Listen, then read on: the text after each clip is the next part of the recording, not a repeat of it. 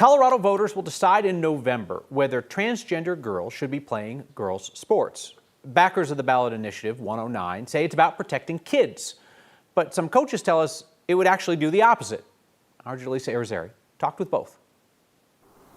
Spring blossoms more than flowers. It brings the idea of something new. For some reason, they want to use this as a wedge issue to then keep more kids out of sport? I don't know. For rugby coach Kurt Weaver, that's talking about politics out loud. I'm not sure who thinks this is a good idea. Weaver's talking about ballot initiative 109. It's a measure Coloradans will vote on this November that would require students to compete on teams that matched their sex assigned at birth, not their gender identity. What I am worried about is those young girls that are in sport that are going to have to get gender checked because their haircut is wrong. I don't think anybody is interested in doing that, but it does establish clearly and firmly that the women's category is for women only. Jennifer Say is a former U.S. gymnast who now runs a clothing company that advocates for banning trans women from competing in women's sports. She says sports are not about validating anyone's identity or welcoming all. So you don't think high school sports are about inclusivity? I don't. I think we have an obligation to create a fair and level and safe playing field. How Say and others will do this if this measure passes still needs to be figured out.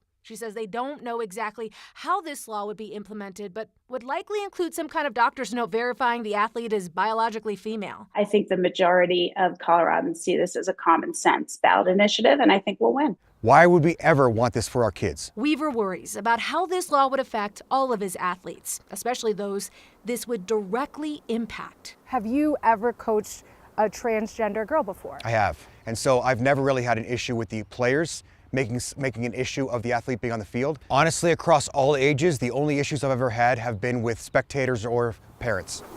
The fate of the game will be left to a field of voters. Both sides believe either outcome will certainly bring change. It really is just about creating opportunities for girls and women. This has no impact on girls' sports except to make it worse. That was our Jaleesa Irizarry reporting.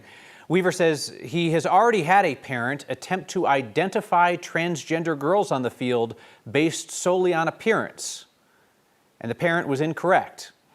Say stressed that this does not exclude transgender people from participating in sports, as they would be welcome to compete on the team of the gender that they were assigned at birth.